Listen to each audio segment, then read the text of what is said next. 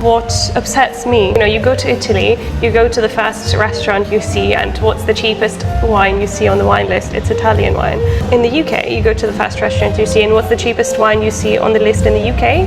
Probably, I don't know, Pinot Grigio? It's never going to be English wine. I think that if you're going to go all the way to Champagne and get that 2014 vintage, that is there. Do you think that you're going to buy it for £38 or for probably 1,000? So if you want to compare, you should compare like by like. One of the first wines from America that we fell in love with was their White Pinot Noir. Do you want to tell us how it's made? White, so it's, look at the color, it's a white wine, but made from a red grape. It should do a very, very gentle press. This is why when we made it, we don't make a lot of the wine. And then we make the second press, go to our rosé. That Beautiful, beautiful wine. let's see if I have it here. So expressive. Sometimes when winemakers make the rosé, they mix all the grapes and then that's it. We decide to make with our best grapes. I do the sparkling with the Pinot Noir. I do a white Pinot Noir. Then I do the rosé and then do the red.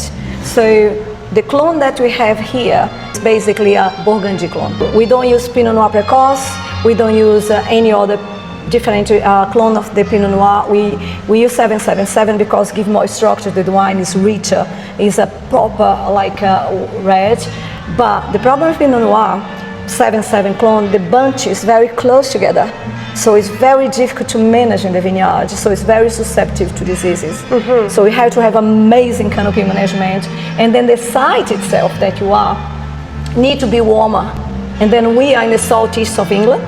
We're in the Rother region, so the Rother Valley region. So basically the river Rother is on the north bank of our field. So you can actually walk to the field. What we have here on the soil is clay, silt, and sandstone on top of sandstone ridge. So clay is very rich in nutrients as well. And then we are in the little bit like a sun pocket, so it's warmer than other part of the country. And then we also, the 51 degrees parallel is just cross here. So we have long exposure of sun over summer. So and then what happens is we can make wine with more complexity. You can see all this wine is richer. So the wine that I make here is the wine that I want to drink.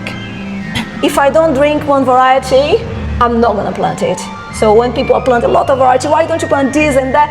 I said, because I don't like to drink this and that. I like that. So I only work with noble grapes and grapes that I like and the clone that I like. So the Pinot Blanc and then the Pinot Gris are Alsatian clone.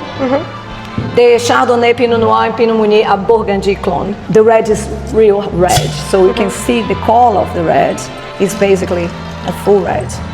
So, and then here, what you can see as well, depending on the year, you can get different color. That's Pinot Noir 22, this is Pinot Noir 21, and you can see even the color is massive difference. It's a bit cold now, but you can see the difference in color. 21 was like a lighter year, wasn't that sunny, and then you can see that you reflect on the wine. But again, what you can see here is this is older. So the wine is older, so it gets a little bit brown. You see on the ring. This one is younger, 2022, is a little bit purple on the side. Same wine, same clone, different taste because of the year. And your first vintage was 2018? 2000, when I first make was our first vintage with our own grape was 2020, and then we made the Chardonnay. That's the one that you got the best wine in the country, in Great Britain, and we sent to the English National Wine Award. And we decided that we don't want to use anybody else as a winemaker. We did the course, we had the place. We want to make our own wine, we want to be our wine to the people. Because when I was getting these still wines from other people, I didn't feel mine. So I said, you know what, we're going to do from the planting to the harvest, to the lab, to the glass, everything is on site. And everything has our eye on that, our taste on that. And then I love the wine that I make. And then and you can tell. Some people, you know, we have different wine, different tastes, but I only drink wine that I like. And I like to make a wine that I actually think that is good enough for me and then for you to try. Of course, people have different tastes, but turns out that everybody loves the wine. And then and we have people from overseas come on the side, and the good thing about that, everybody become my friends. So I make friends as well at the same time. So you see, what else can you ask for? But anyway, back to the wine. So when you make the White Pinot Noir, what we do, we make, like when you make the cuvée, you make a very light press. We get our first grape, the best grape, and then you gently make it, and then straight away we don't leave any contact with the skin.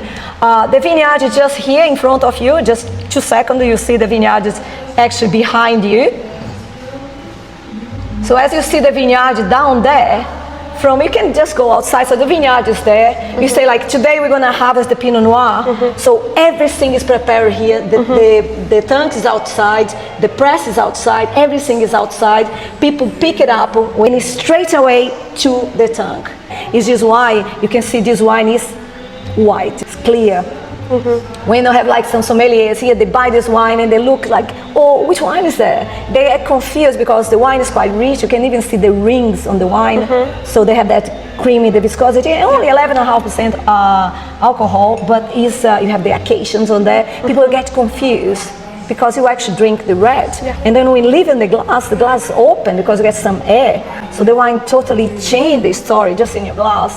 The rosé, we make the second press, and then we do like a saignée in the red, that's the same one. So what we do, we start to make the rosé, and then we are making the saignée with that. We do like bunch fermenting on that. So, and then as the wine, we separate a little bit of this liquid, that's the saignée, there's a little bit of the creamy, a little bit of that color, and then we put on that one, and then we ferment. So that's how we make the rosé. Some people, they mix all the wines to make a rosé. We know we use the same variety too, and then we just, as we are making the red, we separate to introduce. Would you say you were like the first ones to do Pinot Noir in a white only style? That's quite unique. I don't think I've ever seen that anywhere. So what happened is, was that a happy accident? I do want to make, because we went to Burgundy. He said, try this wine, and I said, which one is that?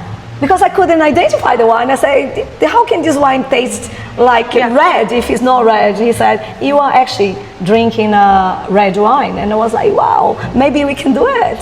And then it wasn't even me, it was Nick. Because guys, I'm quite conservative, although I'm very, spontaneous, whatever. In the winery, I'm very conservative. I like experiment, but half. I don't take that much risk. But Nick was a risk manager, so he likes to take risks. He's seeing that in the winery. He's in a toy place. He just wants to make everything. And I said, no, we have to compromise a little bit. So he said, I want to make white, I want to make white, I want to make white. I said, okay, let's make it white. And it was absolutely clean. Ooh. And what do you think? It was the first one that you tried? So the first wine of yours that we tried and loved was actually your White Meunier. Pinot Meunier? Yes, which we tried in a blind tasting. Aromatic, beautiful. I just remember being so unique, and that was your one. Thank you. But what I can do, instead of making 1 million bottles that I sell for £1 and go to the supermarket, I more like to be like a Burgundy, that you have one bottle and sell for 10,000. But the quality is there, the taste is there. And then people drink it and say, wow, we just start. Like Henry Jeffrey said, look, he tried our Chardonnay and he said, look, if I was in California, we're gonna pay hundreds pounds for this Chardonnay, but because in England, you just pay 27.50 or 45 pounds. So basically, I think that when you get more recognized as an industry that we are in United Kingdom, and people value it more, and then we probably will be able to say, look, this wine, because the cost is huge. We do everything by hand here. So everything is a massive cost because everything is crafted. When you have a big vineyard winery, you are orchestrating it. When you have a small vineyard, you are crafting it. Every single thing counts, every grape counts. So because it counts, you make sure that everything is perfect. What upsets me, you go to Italy, you go to the first restaurant you see, and what's the cheapest wine you see on the wine list? It's Italian wine. In the UK, you go to the first restaurant you see, and what's the cheapest wine you see on the list in the UK? Probably Pinot Grigio from Italy. It's never going to be English wine. It's English wine, often you actually don't even see it. Cheap Malbec from Argentina. Rioja of some sort, New Zealand Sauvignon Blanc. You never see English wine, which is really upsetting. And why you think that's there? Maybe the industry is too young, it's too expensive. Okay, let's say they go to Bordeaux. Do you think that you go to Bordeaux and ask for like Chablis? Or let's say even more extreme, you go to Bordeaux and say, oh, can I have Chianti Classico? Do you think that you're going to go all the way to Chianti and ask for a Rioja? Do you go to Spain and ask for like a Sauvignon Blanc from Marlborough? No, you drink local. You go to the place to experiment. You go there because the best you're gonna see local. So the same people tell you like local food. That's what you do in Goldsie. And then I think that why you come to England? And then you try wines from English is good because in English you can try wine from everywhere in the world. The only country that can do that. True. And you go more to the countryside and you're going to see more people experiment because people stop to go to London to have all the wine and say, no, I'm going to try the wine in the countryside because they know that in the countryside you're going to start to have these wines. Because funny enough, you said there, that you go to there, you don't find English wine, but last week I have like 45 people, 2 buses from Switzerland, came all the way here to try English wine. When I was in the London Wine Fair, I get 7 winemakers from California try my wine here. I have a group that came in Harley Davidson, 40 people coming to Harley Davidson to decide, and was like, the people's gonna drink wine and drive? They were all from France. It's like, all these people from overseas come here to try English wine, and English people doesn't even know that we make wine. Yeah, that's actually a great point as well. I think there's a lot more interest in English wine in America because of sort of the English sparkling made kind of a name for themselves. So yeah, I actually see a lot of wine people from the US really raving about English sparkling, and they've never even tried it, but English people don't drink English wine. People is not educated in the wine. I think that what the restaurants should be doing is like call the winery, say, look, I'm gonna send all my sommeliers there, can they have experience? You have it here. So the people are gonna learn about the soil, they're gonna learn about how to make the wine, they're gonna meet the producer. It's gonna be more real, it's authentic. It's so easy to sell the wine that everybody knows. It's already on the, and also is sometimes can be cheaper. But again, it's the production in UK is not the same as the production overseas. In Champagne, you produce small. You're not going to, and people say like, okay, why English wine is, for example, 38 pounds. Let's say my sparkling, 38 pounds. And I can buy champagne in a supermarket for 38 pounds. And then one day one guy asked me, I said, look, that champagne that you bought for 38 pounds, do you think that has been on least for 80 years? Premium, vintage, nice, fresh, or is the second, third, fourth press? Do you think that if you're going to go all the way to Champagne and get that 2014 vintage that is there, do you think that you're going to buy it for 38 pounds or for probably 1,000? So if you want to compare, you should compare like per like. And again, is the cost to make the wine here is higher. The tax is higher. So it's hard for the winemaker to make wine. We pay tax in everything. I guess that if the government helped the industry, we would be able to sell wine with more accessible price. But I cannot pay you to buy my wine. This is why a lot of English wineries also bankrupt, because you can't hold it, guys. The cost is massive.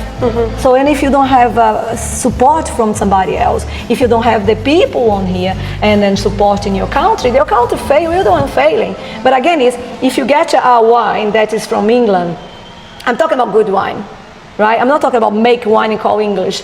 I'm talking about good English wine. So if you get a good wine for English, you're not going to find anywhere else in the world with the same quality. And then it's cheap, because if I was going to make that wine and then sell overseas, all the arts there, I'm not going to sell it for 38 pounds. I'm going to sell it for much more. And then I'm too extreme on that, but I completely agree with you. Tax bottle, for example, all the wines that I sell, even the rosé, for example, my rosé, I put in the dark bottle. And I noticed that. More expensive to make it. But it's the right thing to do. I don't have light stripes, and then my rosé we age as well. So if I was having wine that's gonna drink it to 1 year, 2, it's fine. My wine we age, so it's just why I put in a dark bottle. So I'm focused here in a high quality. So all the wine that you get from me, so it's clean, it's clear, nice smell. We have everything in front of you. And then you make wine on the field. So the field is good, the grape is good, the wine is good.